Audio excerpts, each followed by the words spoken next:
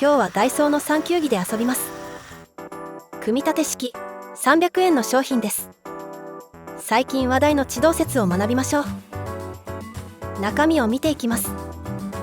このギアードモーターが手に入るだけで当たりでは。スイッチ付きの電池ボックスも嬉しいですね。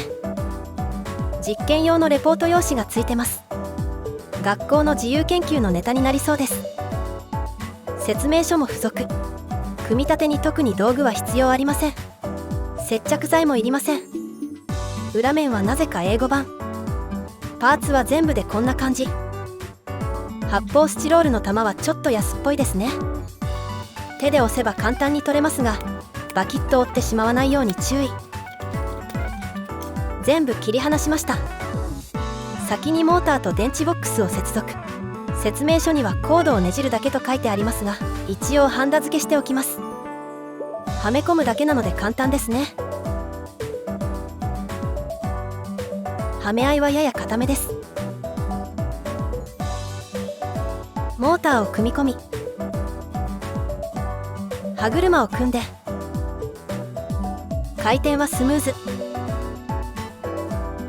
シャフトにはめ込んだら完成です。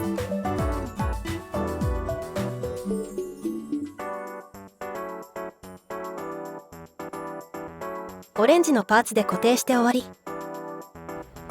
玉をセットしてスイッチオン。無事に動き出しました。思ってたより早いですね。見ての通り、天体同士の大きさの比率は実際と異なります。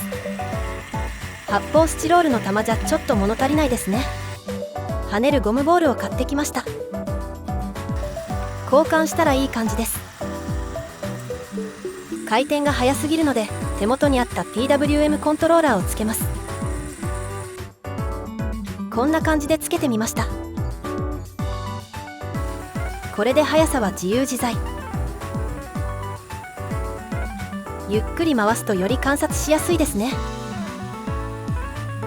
真上から見ると位置関係の変化がよくわかります。ちなみに周期は実際の太陽系と全然違うので注意です。値段の割にとても面白いキットだと思います。色を塗ったり改造したり楽しく遊べますね。